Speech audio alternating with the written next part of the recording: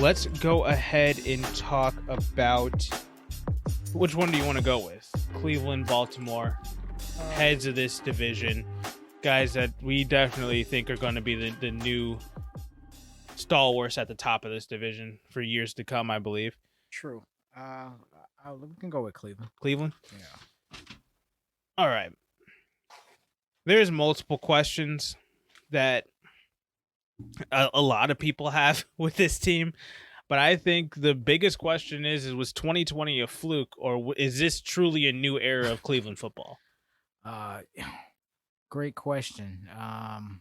I believe it's a new era. Finally, I mean, this team was historically a great franchise in the first place. I've gotten to kind of see the tail end of what the little flash that they of competitiveness that they had going in the '80s, and now, really now, because it's been kind of a drought since then. It's just kind of been a doormat since then overall. But I think this team's legit, man. I mean, it took a lot of coaches and a lot of coaching staffs and a lot of coordinators and a lot of, oh my God, and that head coach and this person and having the QB team coach combination. Team leaves Cleveland, the other team goes to Baltimore. Yeah. Then we're gonna reinstall and refuse another Cleveland team. Browns come back to Cleveland. I've seen all, man. It's just been a weird franchise, overall. But I've always wanted to see them win. Yeah. So getting a lot of buzz, but I'm like, man, they came up in the wrong NFL era for me, because this is butting heads with Kansas City Chiefs right now. It's the most interesting because I'm like, wow, in the AFC, I'm like, this would be that other team I've been waiting to see, and these drought teams, these drought franchises are now starting to show at least right now in the last few years a little bit more life, and they're here, they're at the end. These are top five in the AFC, and some of these teams that have not won, historically have not won in ages, so I think they're legit. They're just on a collision course with like Kansas City right now, and it's like, and then you sprinkle in some of these other teams like, and which we were talking about Baltimore, and a Buffalo, just as an example. Yeah, man, that's just the AFC. We're not even talking about the NFC, which we already discussed. Off and on throughout the last few weeks. So, it's a good time in your life to be an NFL fan. Oh God, yes. God, I mean, could they really, outside of a Houston matchup, could they really prepare you up with a bad game? Technically, even if he was just given, these are the two games, we don't have anything else for you, I think you'll watch it and enjoy it and appreciate it for whatever it was worth. I think every team, like you said, outside of Houston right now, has something to look forward to this season. Yeah. Something to truly latch onto and watch. And Cleveland's got a lot of it. Cleveland's got a lot to enjoy this year. Man, do they? Let's take quarterbacks out of it. Cleveland just might have the most complete team in the NFL. I mean, the team even has a starting fullback. I mean, they are. You talk about somebody dedicated to the run. That's dedication. When you go and you have an active fullback as your starter. So moving on. Go ahead. I digress. All right, let's just go through some of their additions and subtractions. I was wrong. They don't have Olivier Vernon. They did lose him. They also lost Sheldon Richardson and Larry Ogunjobi. So offensive line and pass rush, they did lose quite a bit of actual key guys, I think, to their pass rush here. Not offensive line, defensive line rather. Mm-hmm. But they did end up going out and adding guys like Tack McKinley, Jadeveon Clowney. They ended up with John Johnson, and then their draft. Greg Newsome, wide receiver, I think is huge. And then Jeremiah Owusu-Koramoah, you call him JOK because you can't say his last name. Yeah. Those two guys, massive additions to me. I think JOK is going to be a game wrecker this year. I think he's going to come in because he does not have to worry about being the star of this defense. He just has to make sure that he plays his role in this defense because they don't have too many holes behind him. DB wise, they definitely have shored that up, especially with going out and getting John Johnson. Mm-hmm. And then defensive line wise, he doesn't really have to worry about being the game wrecking pass rush. You've got guys like Myles Garrett and Tack McKinley and Jadeveon Clowney. So he just has to play his role, just do his job. Whether he's playing man, zone, doesn't matter. Pass rush, QB contain, whatever he's doing, all he has to do is focus on that one job every single play and trust his other teammates to just get to their spots and to make the play. So he's, for a rookie, he's got a real good opportunity to become Defensive Rookie of the Year. You have to find a team that gives them the opportunity to start, play in their role, and become a star in their role, but also has enough pieces around them so that they don't have to play hero ball. Right. Did you happen to even mention cornerback Troy Hill? I did not. Man, that's another big offseason signing. So I mean, their defense is scary. Scary good. Like, well, man, yes. So yeah. I ain't trying to man crush on this Cleveland Browns team, but I mean they are sneaky, sexy good. Looking. They just, man, it's generating the energy and a buzz that's just that you have not seen, and you are literally seeing one of the Titans fall, which would be Pittsburgh. Yeah, and Cleveland. And it was at Cleveland's hand that Literally. they fell. They beat them in week 17, and then came back the very next week and absolutely dominated this team. And now absolutely right, which leaves the question going into this year: do they take a further step and now challenge Baltimore, or do they just become the runner-up guys? And and that's what I'm saying. And I will even say, if you even go past the wild card game, go into the divisional round, I know you don't like hearing this, but when even leading up to Patrick Mahomes' injury, where he leaves the game and he's out for the rest of the game, and Chad Henne takes over and honestly won the game for Kansas City with his play out beyond that pick. Mm-hmm. But even up until that point, outside of the reach for it fumble that rule is stupid. If it fumble out of the back of the end zone, it should not be a touchback for the defense. That is insane. That is is up there with the catch rule from yore. It's dumb, but we'll have a different show about changing some of these NFL rules. Tucker rule. God, but we'll get to that later. Yeah. But outside of that play and everything surrounding Cleveland that game, though, was fantastic. They were in that game, and they, to a degree, were controlling it. And they were making life real tough for Kansas City in that game. And granted, they did at the time, even at that time, they had a lot of offensive line injuries.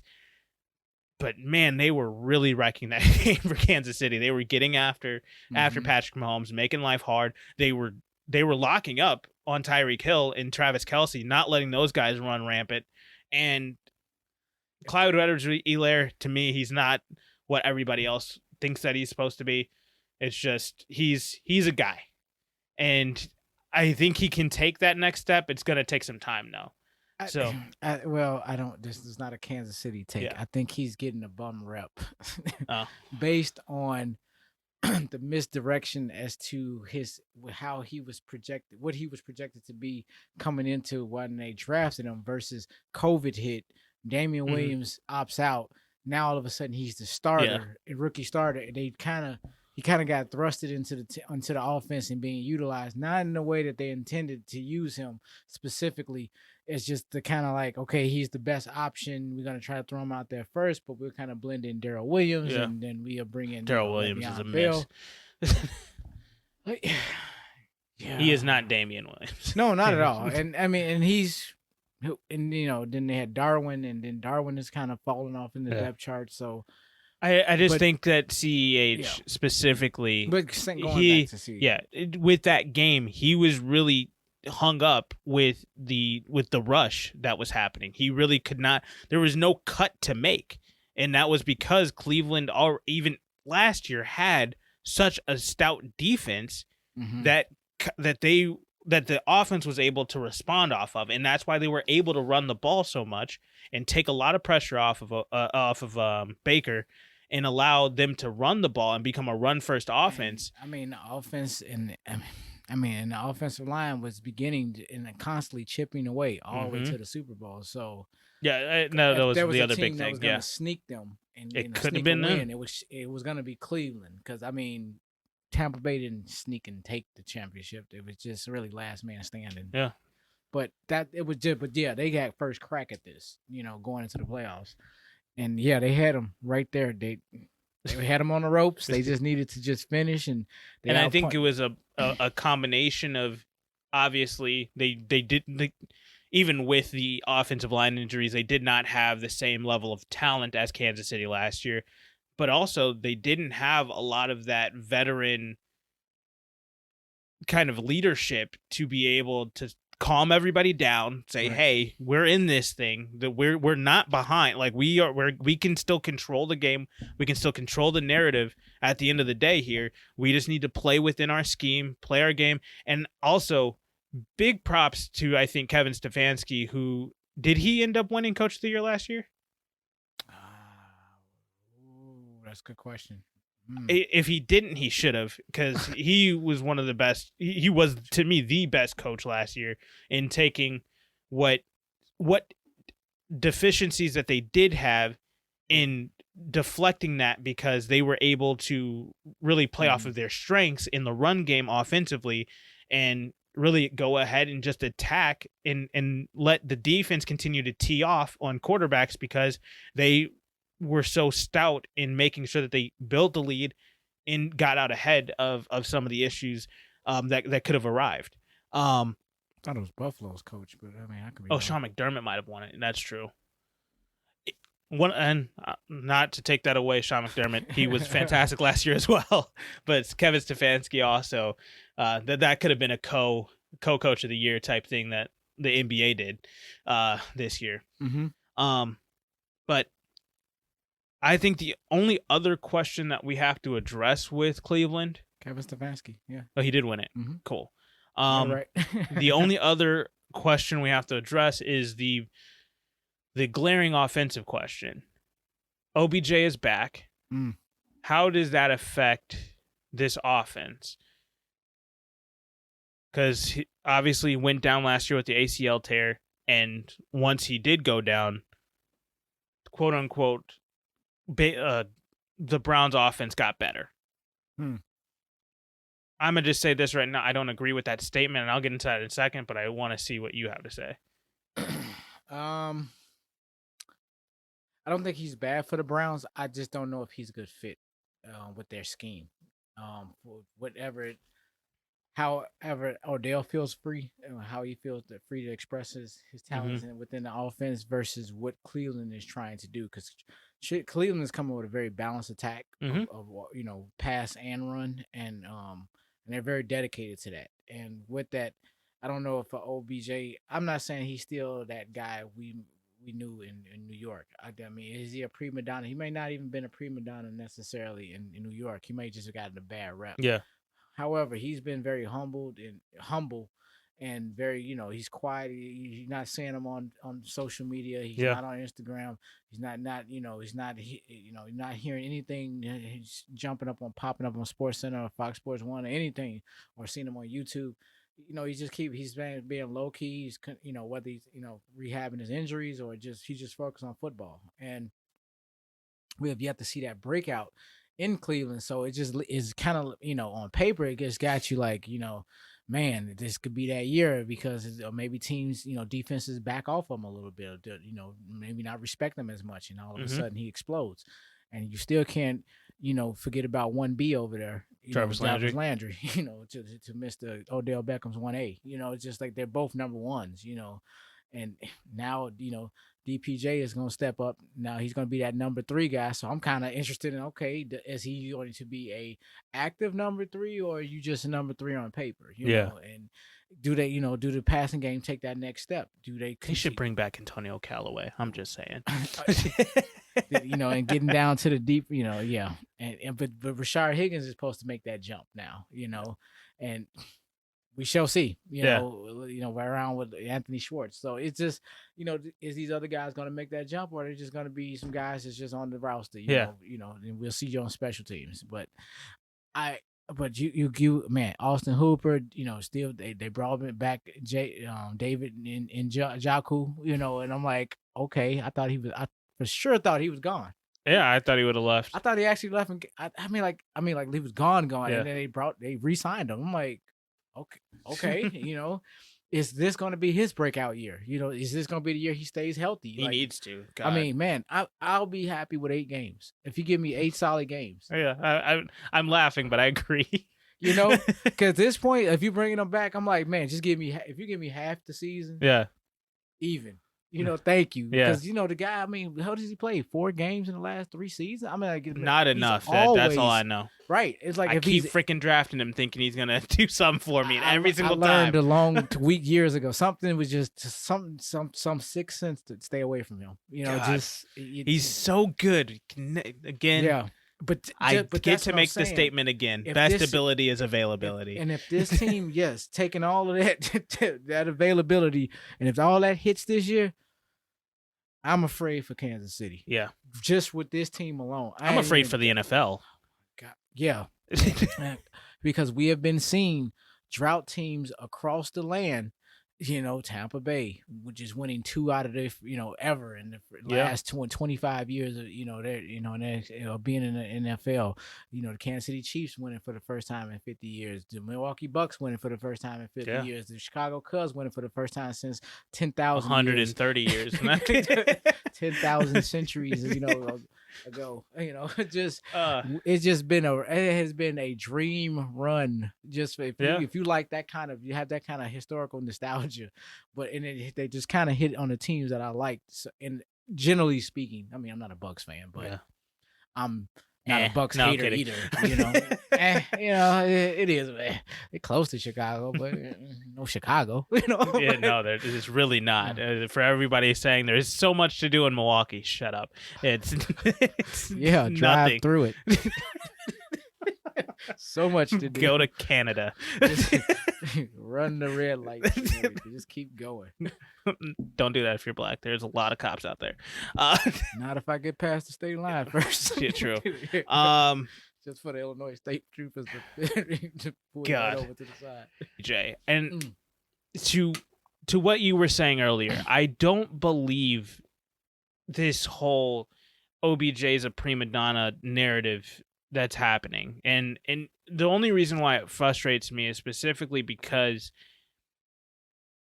OBJ hasn't said anything in Cleveland outside of year 1. I think it's either year 1 or year 2 with Freddie Kitchens. Okay. Outside of that year, he hasn't said anything about being frustrated. That was year 1. He hasn't said anything about being frustrated about being in Cleveland. And the only reason why he was frustrated, I believe, that year, I don't think he has an issue based off of the last 2 seasons with. I don't think he has any sort of an issue with. No, that had to be year 2 because year 1 was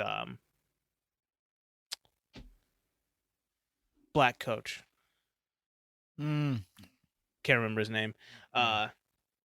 So year 2, he had an issue because they were losing, but they were losing in a way that it just,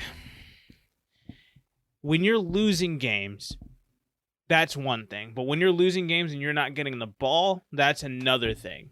They weren't scheming him any sort of play when he was in the game. And I understand that a lot of times people feel like they need to force the ball to the quote unquote number 1. You are paying him a lot of money. And he does need to have higher production for the amount of money being paid. But at the end of the day, Hugh Jackson, thank you. Was really messing with me. I don't think he has an issue at all not getting the ball or playing within the offense when you're winning. He's not said any words about anything when he's getting the ball and they're winning games, or when he's not getting the ball and they're winning games. Mhm. I think he truly only cares about winning football at this point. I think he's really locked in on going for a championship. And I think he saw it a few years ago with Baker, where, hey, I do have the ability with this offense and what this team is building to eventually we just got to put together a couple of good off seasons and boom, we'll be right knocking on the doorstep. And I think he saw that, and I think that's the reason why he didn't make too much of a fuss after Freddie Kitchens got fired, because Freddie Kitchens' offense, his whole scheme, I don't know if we all remember this from 2 years ago. That was god awful. That team sucked.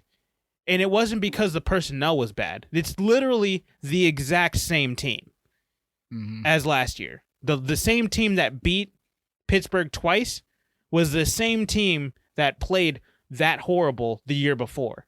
Freddie Kitchens is that bad of a head coach. You have been on record many times with that.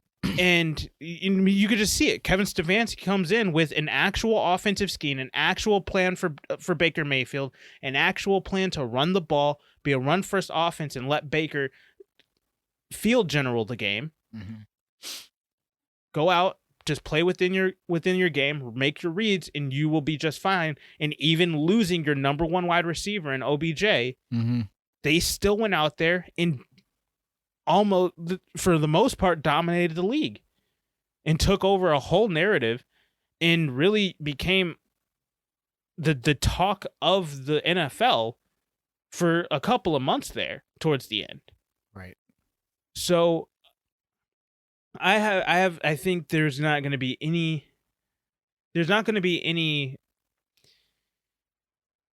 lip service out of OBJ coming back this season. I don't believe. If they're playing within the offense, they're playing their scheme. Kevin Stefanski is doing his thing. And by the way, I don't have any doubt Kevin Stefanski isn't going to have a sheet that he can turn to for schemed plays to get OBJ open and get him the ball when he feels like, oh, okay, we really need to get him involved in the offense. We really need to get him going. Every coach has that playbook of, oh, these are my skill guys. These are the guys that are my difference makers here. Let's run this play. Let's get him the ball. Let's get him going. Every single NFL head coach has that sheet of plays. Right. And this is a too talented of a bunch not to be able to now, whenever we talk about contenders, they're contender for a title. Yeah, this without is a question legit contender here. And that's with the caveat that they're not even the favorites to win the division. No, and I mean that's what I'm saying. It's scary good. Now, if they win it, don't trust me. I'm not too super surprised. However, I think they're gonna be like a game off pace. But yeah, and that's not saying anything. That they're right there. That this is your your Bears Packer type scenario that you got going on here. So, I don't know what else you want to say about Cleveland outside of I got them slated very high this year. Yeah, and we'll get into some schedule looking ahead. Let's talk about the former Cleveland team. Exactly. Baltimore Ravens here. Couple of questions.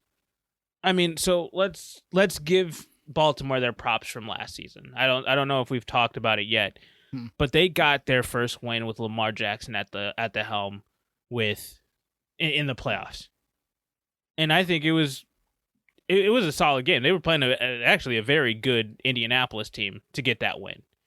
True, and they were very, very close in beating Buffalo. That was a very tough game. Yeah. So I think we really need to give them their props. I think Lamar Jackson has taken that next step to becoming not a pocket passer, but a guy who truly can command the offense, throw the ball, and be an efficient athlete on the field. So with that playoff win under his belt finally after 3 seasons,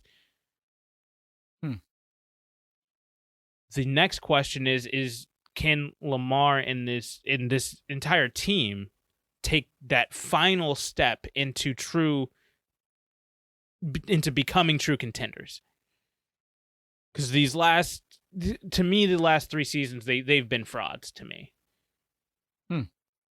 And that's not to say that they didn't have a chance at winning these games. It's just the last 3 seasons to me have been what Pittsburgh was last year. Okay. They're winning a lot of games very ugly. And when it comes down to it, when you need a big play outside of Lamar Jackson's home stretch, he definitely did step up. And I think that he's broken that narrative finally.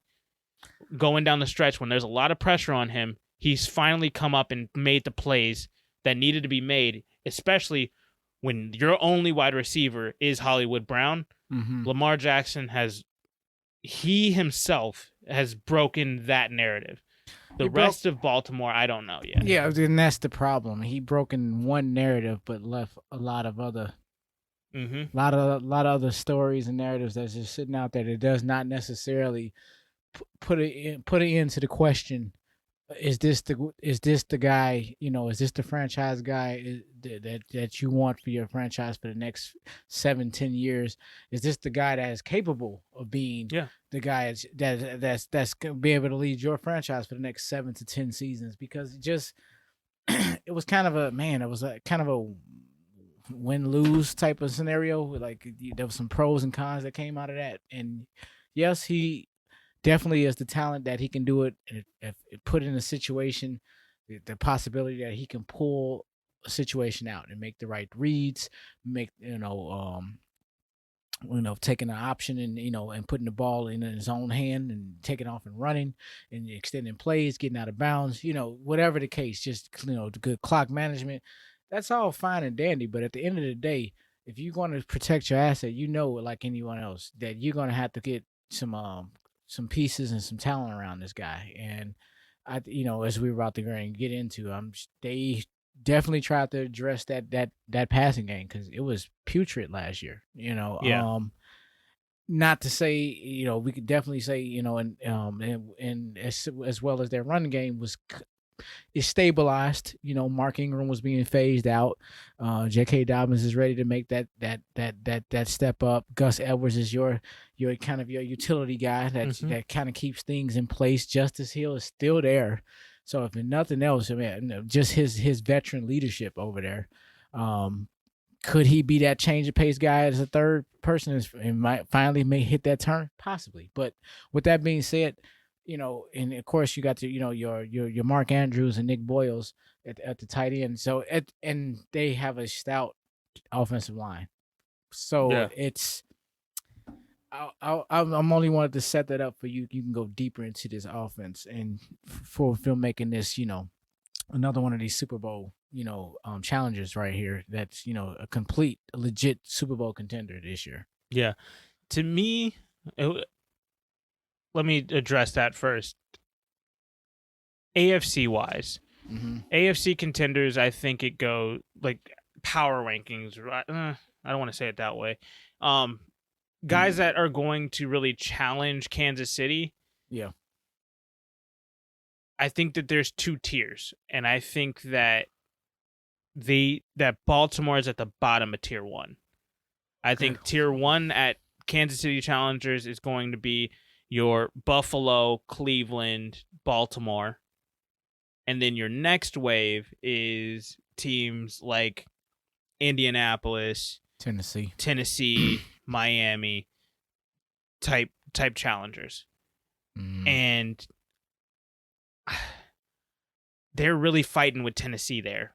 That could be flip-flopped. Tennessee's at the top of tier 2 and Baltimore's at the bottom of tier 1. I'm kind of I'm picking up traction on Tennessee. I'm going a little higher with Tennessee this year. I think they're more of a threat than I think they made that turn. They kind of was managing, and I remember I was saying I don't know what direction they're really going in. I think they're going trending back up now. They didn't fall very far. I do. From my initial rankings of them until now, especially with the Julio Jones pickup. That definitely puts them up on another level for me. But I still have questions, and I have to see this team for real. I'm gonna get a good look this offseason this week at their depth, as they're gonna be playing Chicago in the preseason. But I'm not expecting them to play any of the starters, so it's really to look, like I said, at their depth and who they have outside of their starters. But back to Baltimore here. Yes, I just think that they're at the, like I said, I feel like they're at the bottom of that tier 1 echelon of being able to challenge Kansas City for the title this year, AFC wise. And the reason for that, really, I mean, it's not that they did not improve. It's that, are their improvements enough to keep pace with the improvements of everybody else in the AFC? right. And I feel like if you're looking at teams that got better this offseason, they got better, but not at the same clip as the other teams. I think that they did not make as big of moves as they could have. I mean, I know that they were in contention to try to go get Julio Jones, Antonio Brown, and who was the other wide receiver? Kenny Galladay. I know, and Juju for that matter. Yes. They were in contention for all of those guys. They got none of them. And you went with the consolation of Sammy Watkins in free agency. I'm not high on Sammy Watkins. I'm going to be just completely blunt and honest with everybody here. Sammy Watkins does not that he doesn't move the needle. I think he does bring good depth to their receiving core. But added with a Bateman, yeah. Yeah, and I think Rashad Bateman, my only issue is that I would have wished that he would have went to a team that already has a number one so that he could have better developmental time. Right. Whereas we still, do we technically still have Hollywood Brown as the one, or is Rashad Bateman the number one? Or is it Sammy Watkins for that matter? I think if it's Sammy Watkins, we're in trouble. I mean, that's not speaking to Sammy. I know what you're saying about Watkins. This is what I'm really basically saying. I'm speaking more to Hollywood Brown. Yeah. He's a miss for me. If he's number one, they're in trouble, which they've been in trouble, and as good as they are, this could be the missing thing. I would say this is they may be a receiver away, but I'm still a question their run game. I don't know if it's going to be able to sustain for 18 weeks. Because I do think, you're lower on J.K. Dobbins than most. Yeah. And the other component is I'm not factoring in, I'm not adding Lamar Jackson's element to it, but with his element, this is probably good enough. And I'm like, I just don't like their depth. Their depth is just too shallow. I think I like Gus Edwards. I like J.K. Dobbins. They need another guy. Sorry, just Justice Hill and Tyson, Williams. I don't think so. Those are misses for me. I see that, but I mean, I think J.K. Dobbins, and like you said, if you're factoring in Lamar's ability, J.K. Dobbins and Gus Edwards, I think, are a good tandem to have with the rushing ability of Lamar Jackson. Because you also do have to keep in mind, when they're running plays as Lamar Jackson as a running option, as opposed to he's just the vessel getting the ball to point A to point B. Got it. He's not just passing it off. They really, because their offensive run game is really predicated. It's like it's a RRO. It's not an RPO. It's like who is rushing the ball type thing. It's where Lamar Jackson could pull it and hit you on the outside, or they could just let J.K. Dobbins run out the middle, or they'll let Gus Edwards bang right there in the midst of all of those offensive and defensive linemen. They'll let him just try to plow straight through there. So it's just a really tough way to respond. Plus, if you're going to include Lamar Jackson, you also have to include Hollywood Brown's rushing ability and his end-around game. And how they kind of use him in the extended run game where they're dumping it off on bubble screens and whatnot. Yeah. So I think with all of that, their rush game is more than enough. Plus that offensive line, oh my, it's the best rushing offensive line in the league. So they've got no concerns. Might have taken a hit with the Orlando Brown move, but we'll see how they respond with that.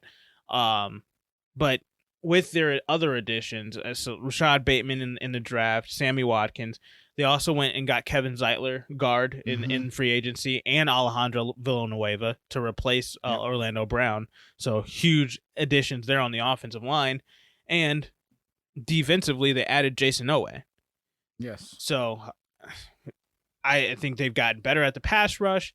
They better to a degree because they did lose Yannick Ngakoue, and they also lost Matt Judon, which those are two big hits. But I think Jason Owe definitely brings that pass rush back that Yannick Ngakoue had. So I don't think that's really a miss for them there. They're probably gonna have a little bit of time adjusting to not having Matt Judon. But in reality, offensively, their pass game still has a huge hole in it, and so that's where I'm concerned. Again, this is not in regards to Lamar Jackson's ability to throw it. He's proven it to me now. He can be that quarterback. It's just, who is he throwing to? Because I don't know if Rashad Bateman is ready yet. I think he will be. I think he is going to be one of these dynamic wide receivers in the league, but it's going to take him some time. He is a raw prospect. Exactly. And when you have Brown and Watkins, you're basically looking at, you have a set of triplets of number 2 wide receivers. It's a very weird combination, but in the aspect of Baltimore, and then you have this top 5, top 6 tight end ranked in the league to kind of offset it. You have to almost look at it just from a package standpoint of just talent. And Baltimore is a rare breed. This is why I don't like, you have a hard time getting a feel for them because they're not doing things traditionally. They assess where their talent is and they bend everything to the talent, which makes it a little hard. Our job's a little harder. Yeah. but I just want to call it out for what it is. I don't think it's necessarily bad. I don't know if I necessarily would go and adapt so much of this into an offense myself, but I can understand what they're doing. However, as you were saying, that still does leave a hole because that's more of them trying to masquerade what's missing there, and there's still another solid. They really need, even if it's a 1B type, they need a 1. Because to me, they've admitted that they have an issue in their pass game. When Right. you went and you said, okay, we're going to go try to get Juju Smith-Schuster. Oh, that didn't work. We're going to go try to go get Kenny Galladay. Oh, that didn't work. Let's go with Antonio Brown. Let's team him up with his cousin. Oh, that didn't work. Let's go. Like, they just kept going down the line like, oh, we got to go get one of these guys. And they just miss. I don't know if they jumped a little bit down to get to Watkins because I'm not sure who was still out there at the time. But at the time, nobody. They really went hard into those top 4 guys, those big guys that were there. And when they all said no, they were like, well, damn, everybody's gone now. Which leads me right now, I truly believe this. As a 2-team race, and I was saying it even a few months back, but I said I'll let it play out. It's relevant now. There should be a 2-team race right now for Larry Fitzgerald. Baltimore and Kansas City. I think that there is no race for Larry Fitzgerald when he came out and said he's not. He is in no mindset to play NFL football right now. I mean, I get that. That was my point. Like, what happened? That guy should have been primed and ready to go. Like, I'm sure your phone had to be ringing off the hook. Somebody. I think that they tried to lure him out. And I'm surprised he hasn't announced it. He's retiring. I think he's done. I think he's gonna call it a career. And that could be, and that's fine. I wish he would have did it earlier because I just been keeping him, just kind of on the back burner. Like, man, this is a nice little chip to fall back on. He just said it last week too, where he was like, I think his exact quote was, "I don't have the heart to play football right now." Oh gosh. Okay. So all right. yeah, that's just and that's That's honestly sucks for the entire NFL because he truly does still have a lot to give the game. I mean, basically, even just off of last season, he was still dynamic in that offense. Mm-hmm. And he's one of those guys. He feels like Jerry Rice to me. Just it doesn't look like he slowed down a bit, and he's almost 40. Right. And he can still give a lot to the game. Like it did not feel like Jerry Rice was like Ben Roethlisberger right now, where he's a couple of years. Like, come on, dude! Like it's time to put him up. This is not one of those situations. It's like, okay, well, is he coming back? Or I mean, Right. it seems like he should hang him up, but I don't know. Like I don't think it would be a problem if he came back. I think those are two completely different situations. But yeah, who else would they be able to go out and maybe trade for? I don't know who's on the block. Like, man, Kenny Stills. I mean, Kenny Stills would. I mean, he's not help. a number one, but it could help. Like maybe another number two. You know, that's what I mean. But when you don't have to play, Hollywood Brown is your number one. I know this is going. I know this is not the sexy pick or the usual consensus pick. I mean, they might want to circle back around Dez Bryant again. You know, he's still out there. I mean, if he can play, you know, and that sounds bad even as I said that. You know, I mean, I'm reaching with the Seth Roberts. You know, he showed flashes in Oakland. I think that they might have a. I'm gonna keep a close eye after this week of preseason games when roster cut day happens. I'm waiting to see if Baltimore cuts a couple extra guys go pick up one of these guys that just gets released off of. Could be. Just because they just don't have enough spots to be on the roster. Some good guys get cut during that time. Golden Tate, Josh Gordon. Go get Golden Tate, man. I still think he's kind of one of those. He's kind of like a Larry Fitzgerald type. Still has something to give the game. Possibly. I mean, I don't know how big you are was on this guy, Marquise Lee. I mean, as I said, I don't know. He feels too much like Hollywood Brown to me. I was gonna say there's not that. That was the extent of the list. That was just throwing it out there. But I mean, tight ends, not much there. No, I don't even want. They need a true receiver. Interesting. Trey Burton's out there. That's funny. You leave Indianapolis and now look at you. Now you're nowhere. See, I'm just making a point. Like, and I didn't hear him hanging it up, so I wasn't sure. Maybe it's gonna be a quiet one. Could be. Could be. I do have one other question about Baltimore before we get into some predictions here. If Baltimore doesn't make it to the AFC Championship game, say they get knocked out in the second round again, just like they did last year, what do you think?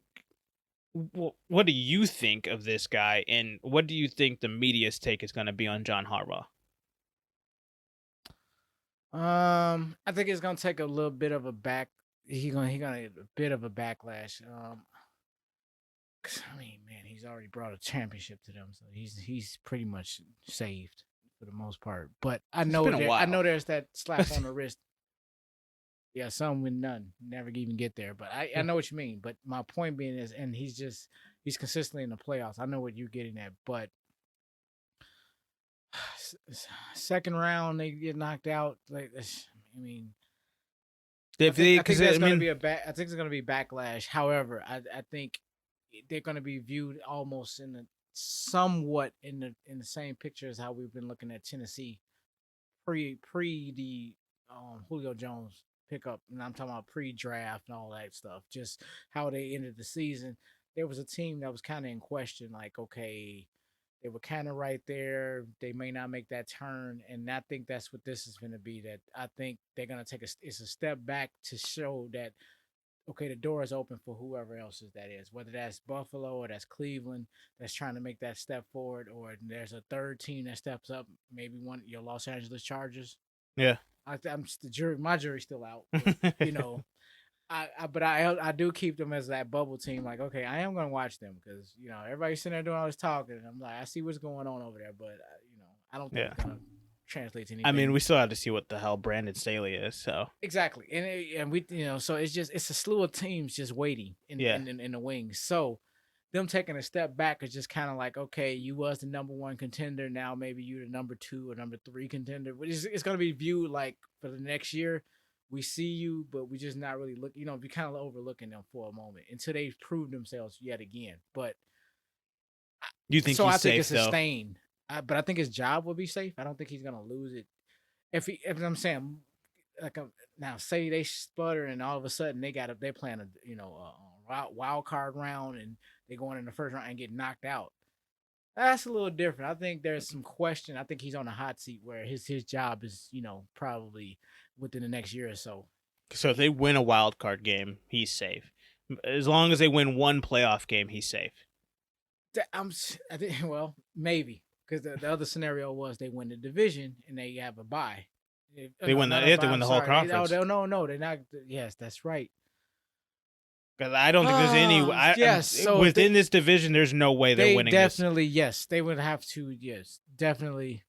With that being said, yes, they have to win a playoff game. It's an oversimplification, but yes, they definitely have to win a playoff game. Because it's not necessarily saying if they lose, he's getting fired. It's just if they lose in the wild card round, right? It's a question that hey, what the hell was that? Exactly. You need to explain yourself. Exactly, as opposed to because like it's too many other things that was going to have to factor them being put out in the first round. It's not just they lost that game, but that's the catalyst. Like, you can't lose your first. You're going to have to at least at minimum win that first playoff game, especially after taking the step that you did last year and finally winning one. And where I'm ranking them, you should be in a minimum the second round, barring some unforeseen thing. But but that's my thing. They've been there in that realm for damn near 3 years now. But they starting to address where some of their problems are. It ain't Lamar Jackson that's getting the right pieces, and that's on. They've had the right pieces though. Even with when you had Mark Ingram and J.K. Dobbins, those were the offensively good and I understand even before Yannick Ngakoue, they never had an issue defensively outside of that one position on the pass rush. Outside of that, they were still very solid across the board. They had some of the best defensive line and defensive backs in the league. Addressing their wide receivers. They did not ever really addressing the wide their passing game, which they addressed it 3 years ago or 2 years ago. Now it's going to be 3 with Mark Andrews. That was a hit. Yeah.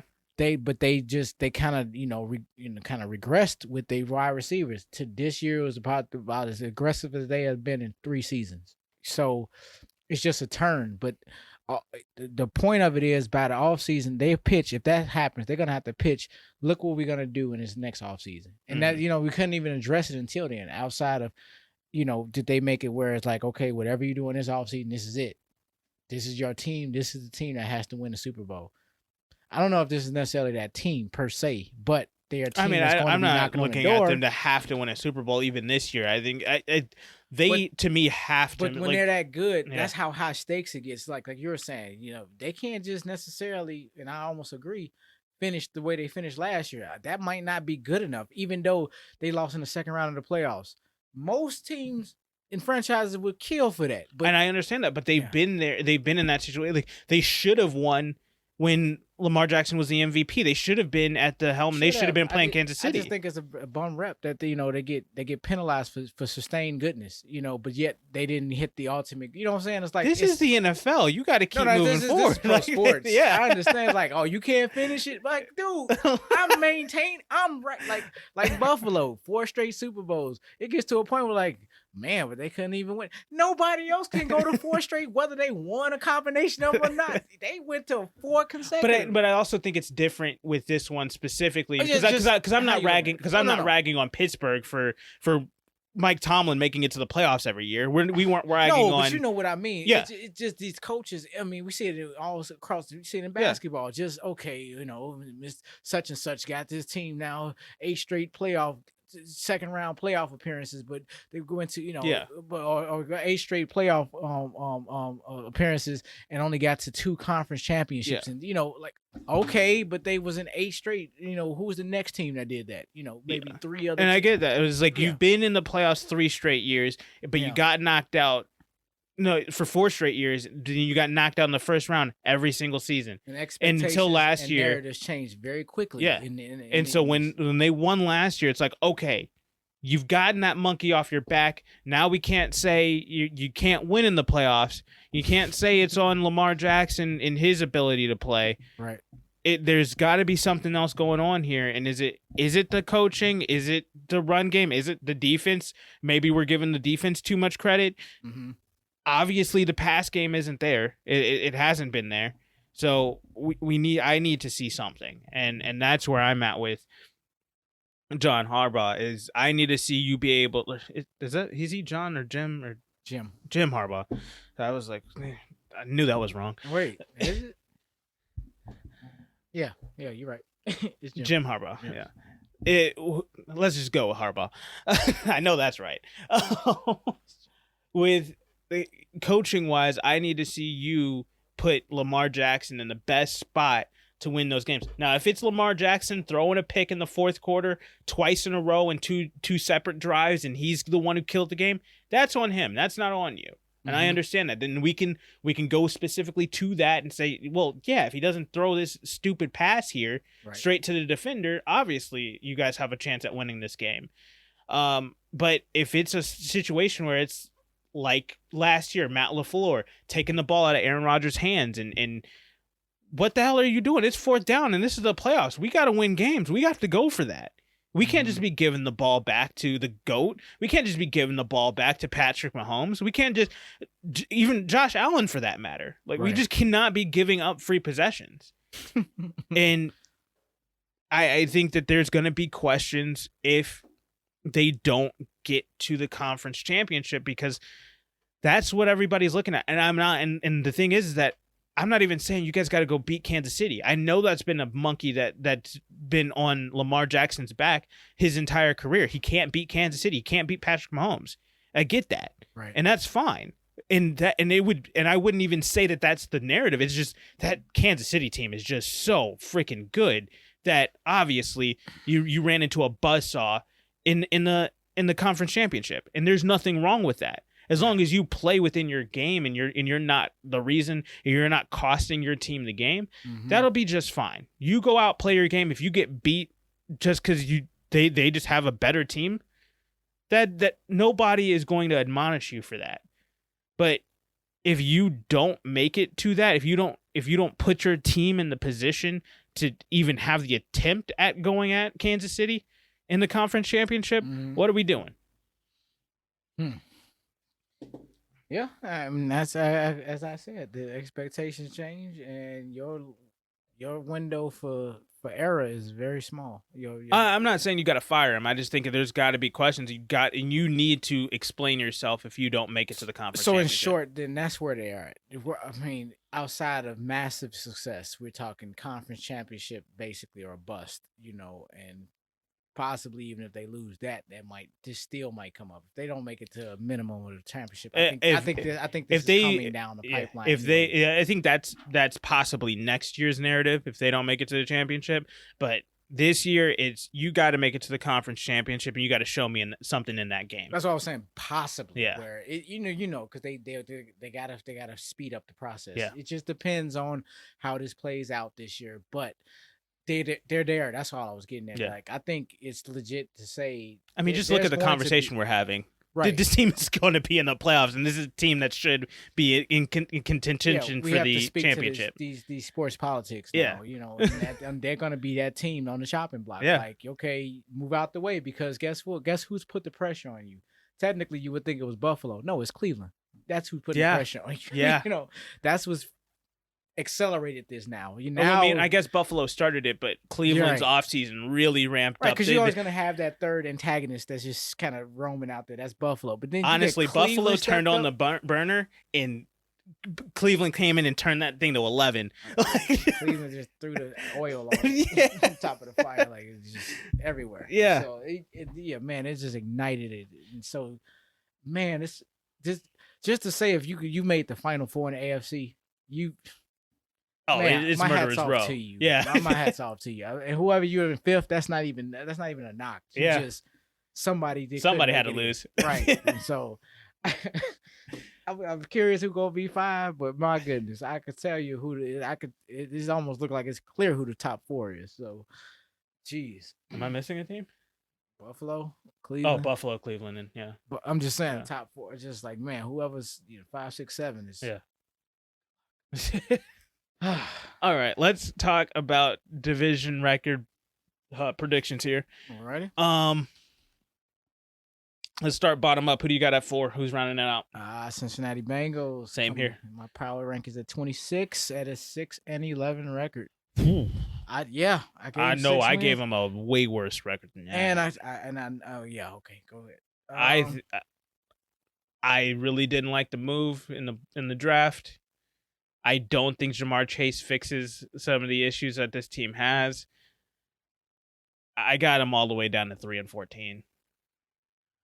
Oh, made a mistake. 5-10, 5-11, 5-12, 5-12. Yeah, I miscounted. 5-12, 5-12.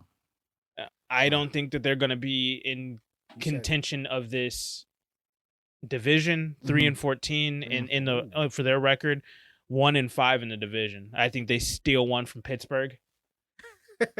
But outside of that, this is going to be a rough year for Cincinnati. I got them getting swept by Pittsburgh. I mean, I wouldn't be surprised. I just was saying I don't generally see teams lose all 6 games in their division. Mm-hmm. So if they're gonna get one, I think it's gonna be versus Pittsburgh. You better than me. I got them perfect 0-6. And I could see it.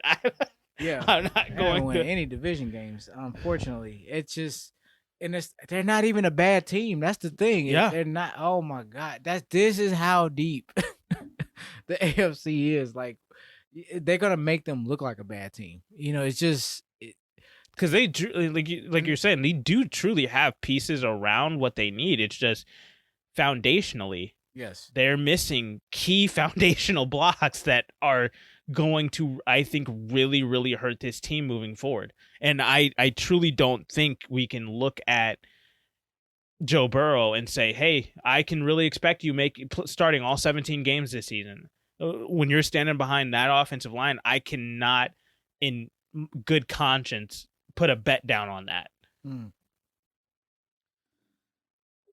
Oh, so I'm just curious. I'm just gonna go on a limb. You said you got them taking one of the Pittsburgh games, right? Mm-hmm. So I'm just gonna go on a limb and say that they basically gonna beat. They're gonna win week 6 in Detroit and week 8 in New York. Let me see exactly which ones I gave them. If I had to be a betting man here.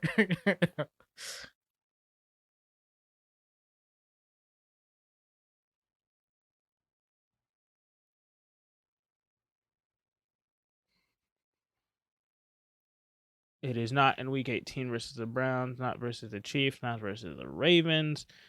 No, I have them beating the Broncos in week 15. Steelers in week 12.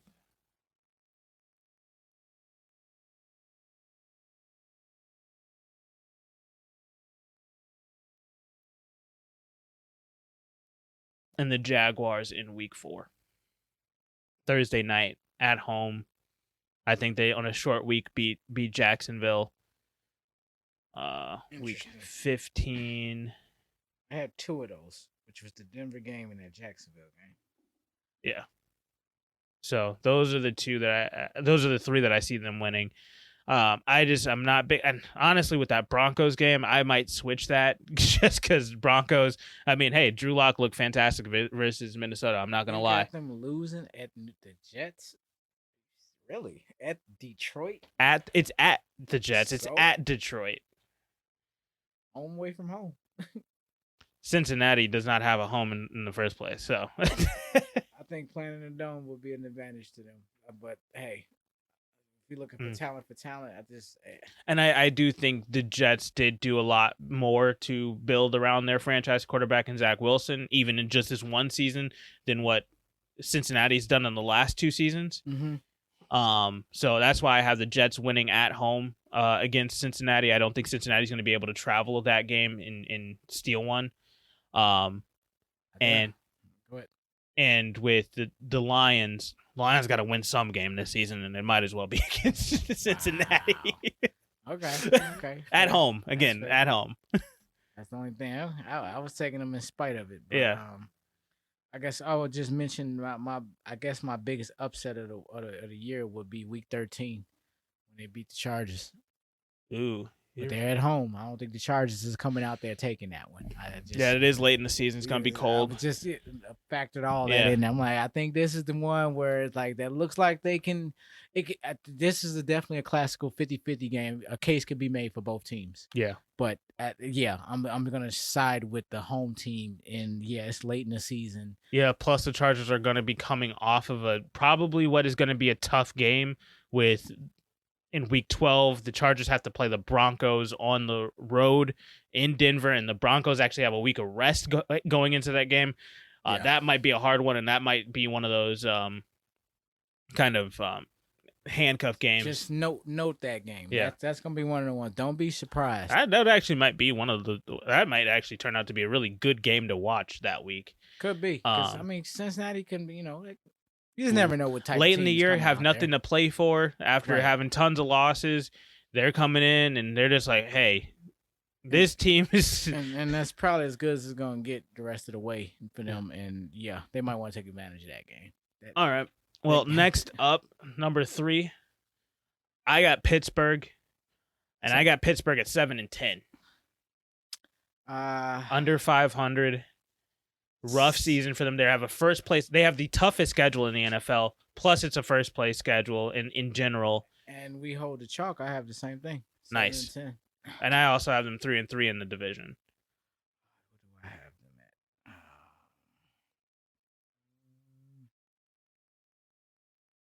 at? 1 second.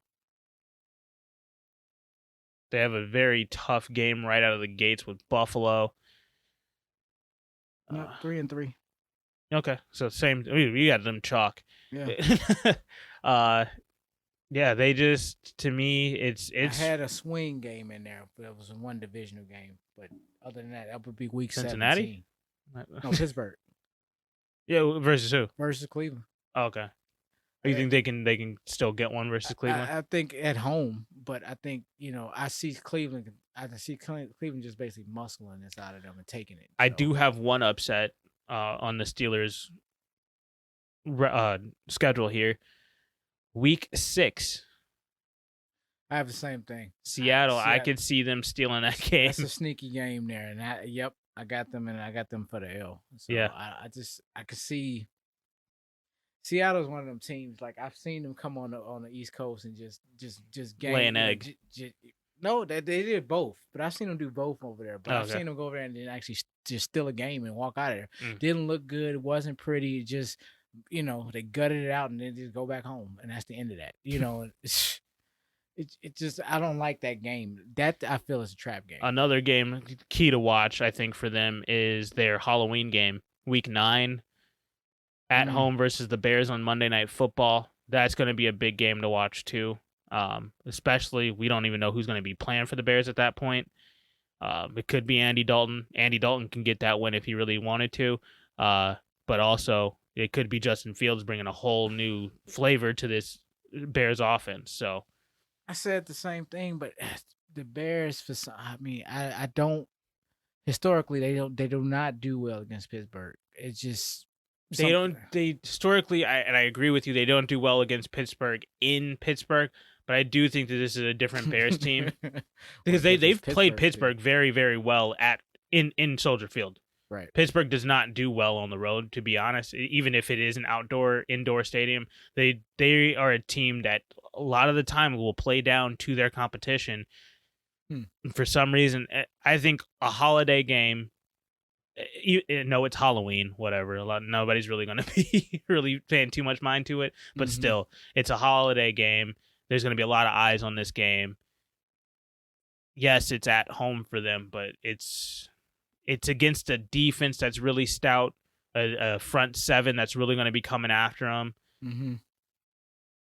their run game isn't going to be really able to take over this game, whereas I think Chicago with David Montgomery and Khalil Herbert could possibly take over the run game and really give Steelers defense a run for their money. I think that's just another game on the Steelers schedule that they really do have to watch out for, because that they could really get got in that game for sure. Gotcha. All right. Number two, I was gonna say to my which I had to my surprise on that. I mean, somewhat of a surprise is with Pittsburgh. Schedule. I got them basically their last 5, all L's for the last 5 weeks, starting at Minnesota in week 14, all the way to at Baltimore in week 18. I got 5 straight losses. Oh, do I have the? Nope, I have them beating the Browns in week 17. That was the one I said. Gotcha. That if there was gonna win anyone out of that, is that one. Yeah. I have them getting that one. I have them 4-5 in the last, or 1-5, 1-4 in the last 5 games. If they went 8-9, that's what that's what I said. They're gonna be right there, and they're gonna just miss the playoffs. Yeah. Where they're good enough to win games, but this when it comes down to these elites, that's just they're not that team right now. And, I'm not gonna say anymore, just not right now, because agreed. They don't go away for long. Yeah. Let's talk number 2s. Mm-hmm. Who do you have? Believe it or not, and I don't want to jump the gun too much, and I kind of just alluded to it earlier, but I got Cleveland. Same here. It's tough. Exactly. I got them. I mean, power rankings, they had 5. I mean, 12-5 is my finish with them. Same. So, Baltimore's gonna be just slightly better than that. It's just I just think they're lock and step. Now, I want to be proven wrong, and I want to see them make that jump, but I'm just looking at gradual progression. Like they should be that solid number 2. Roughly the number 4 team overall in the AFC. That's that they're that next team up. Like they kind of springboard past Tennessee. They got past, of course, Pittsburgh. And then now you got to fend off the Indianapolises and possibly the maybe New England and maybe the LA I think Chargers. it's Miami. No, exactly. I'm only saying that because it was Miami a 1-year thing. It's a couple of things going to get answered this year for me. I think Tua might have been a 1-year thing. I think they do have questions at quarterback. I believe they're trending upward. Yeah. I don't believe that they was a fluke per se. Yeah. Because I think they was 10-6 and missed. That's saying something. Oh yeah. I'm sorry. Brian Flores, also another guy up there for Coach of the Year last year. Double-digit wins and you missed the playoffs. Man, that's something in itself. Yeah.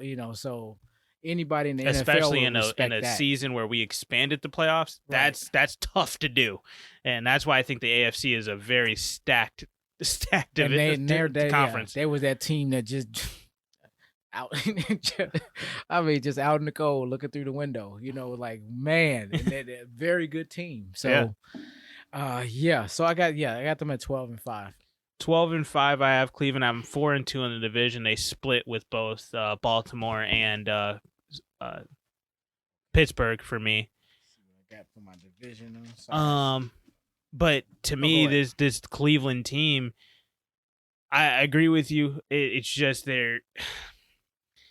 I do think we're gonna have possibly. I'm hoping that it's early in the season. One of those games that they drop where we're like, damn, just Cleveland's going to Cleveland. And that's going to be kind of the storyline early on until they figure it out. They figure out how to integrate OBJ back into the lineup there. They figure out the ball distribution, the play distribution, the balance, and how much they can turn over to Baker Mayfield to just go out there and make a play. Yeah.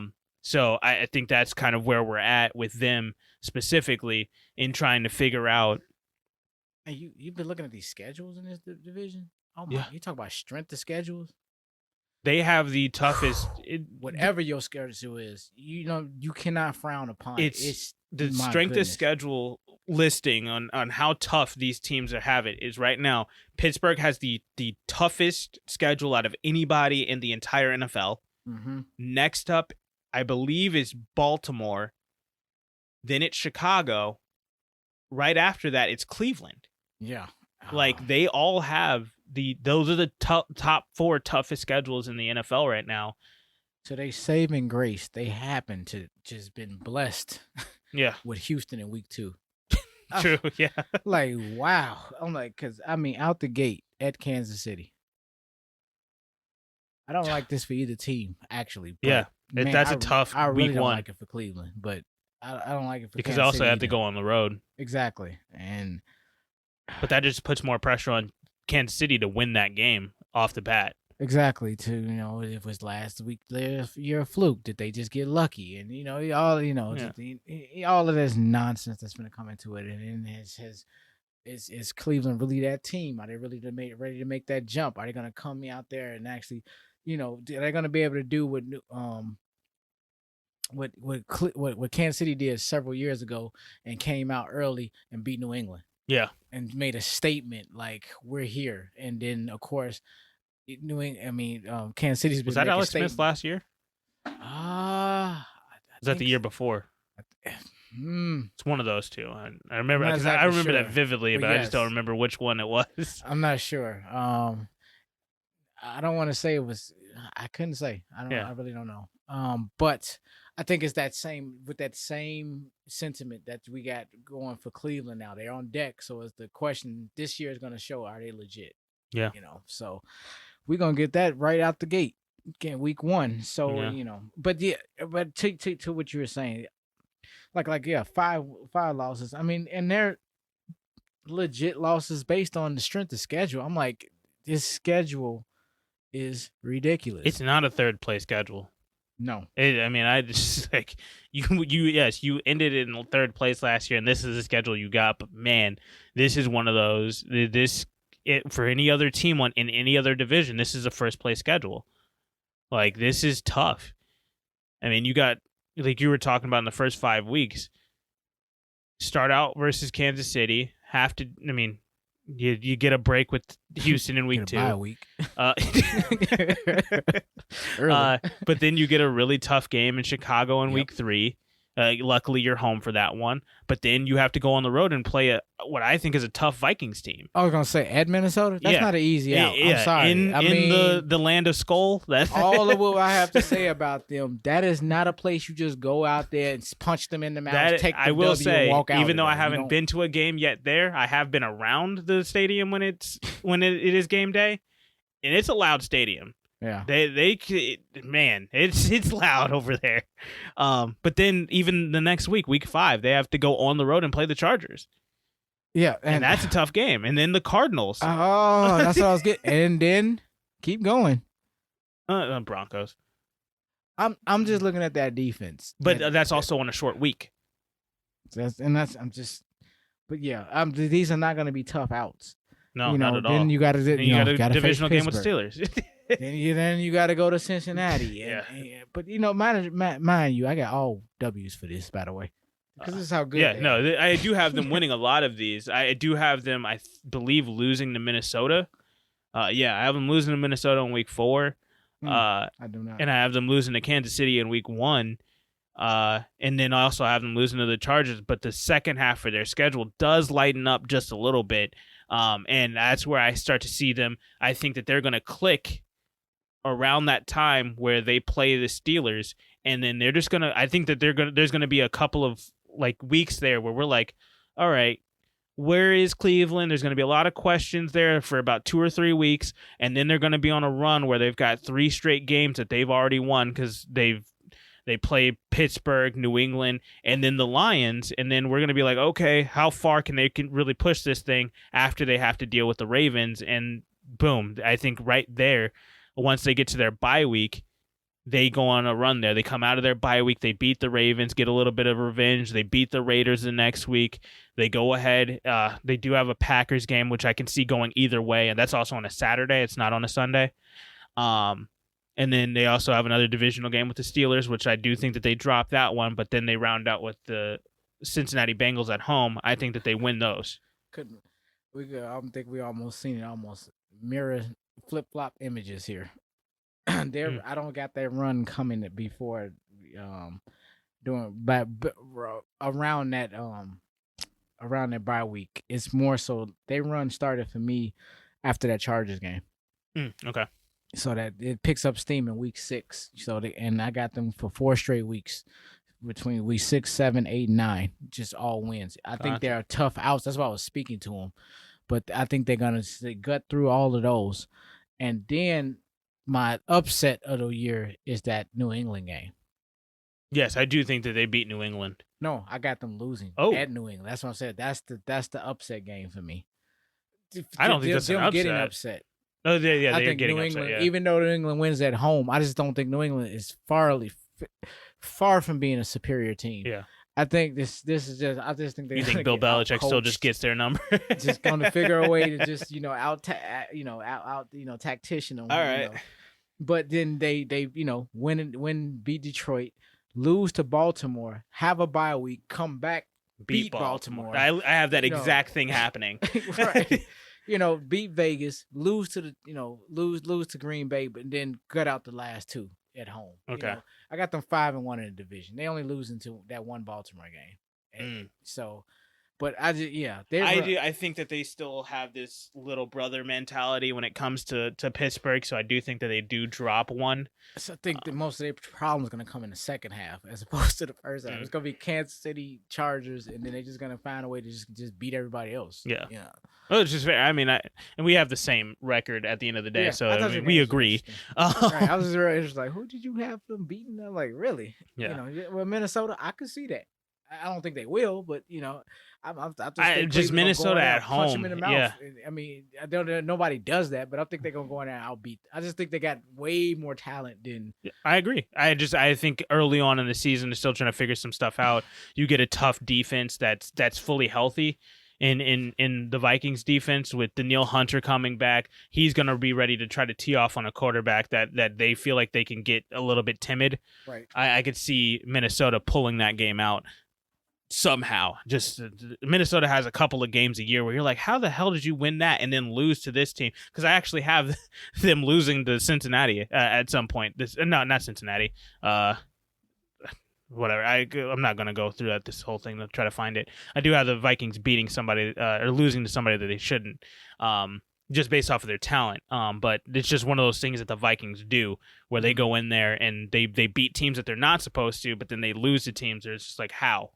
Well, what was your game plan there? But let's talk Baltimore. We agree here. We went chalk for this one. Just agreed on every single one. Yeah. Baltimore wins it. I'm interested to see what you have their record at, though. I got them at 13-4. I thought so. I have them at 14-3. No, I have them at 13-4. Why do I have it written down wrong here? 4-2 in the division. Same. Yeah. Now, with that being said, technically, they'll have more wins, but they will have a worse division record.